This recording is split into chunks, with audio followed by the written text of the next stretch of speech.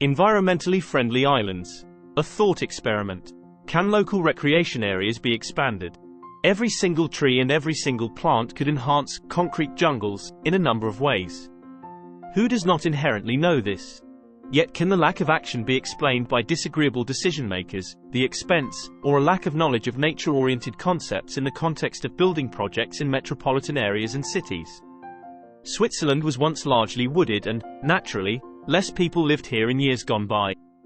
In the Middle Ages in particular, the demand for pasture and building land changed, and accordingly, the clearing and burning of woodland began. Many animal and plant species were victims of these changes. Are people treating flora and fauna in a more considerate manner at the moment? Or rather, is the alarming news about systematic extermination falsified? How decisive are power interests and finances on different levels? Are there still people who do not view their way of life in the context of global environmental catastrophes? Sustainable connections. Frugality should be the guiding principle. Less can be more.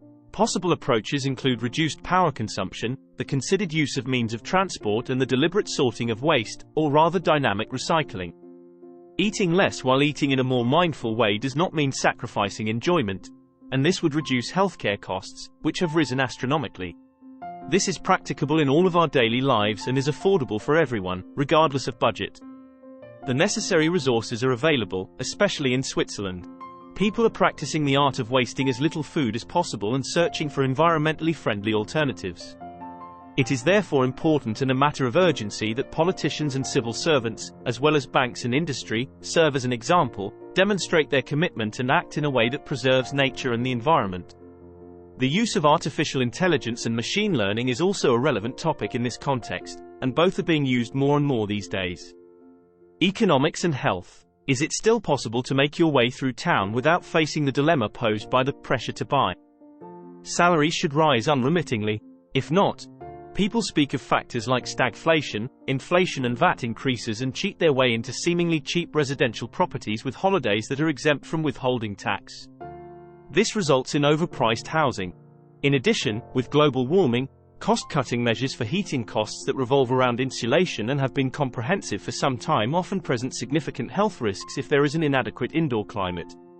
Higher temperatures all year round, temperatures that well exceed 23 degrees, have been shown to negatively affect the motivation and activity levels of individuals of retirement age, as well as their ability to perform cognitive tasks.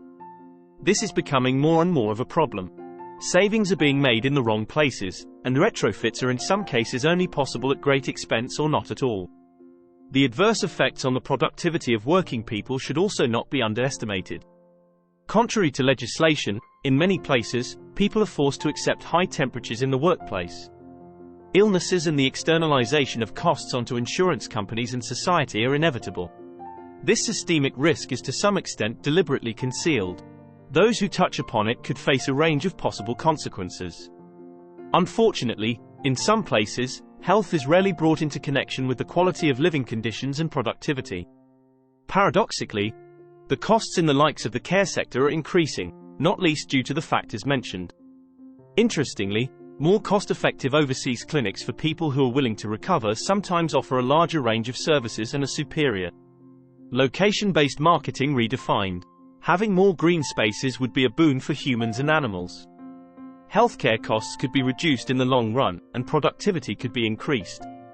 Digitalization and the opportunities it offers also plays a central role. There has never been such an extensive range of opportunities available to us as there are today. The question that therefore arises is, how quickly can we benefit from these advances and sensibly utilize them without placing basic rights at risk or allowing ourselves to be controlled by a small few? Communication and intelligent communication systems are an important piece of this puzzle. Humankind has rarely lacked financial means and resources. Instead, for centuries, competition for resources, claims to power, various prerequisites and knowledge levels have been central topics.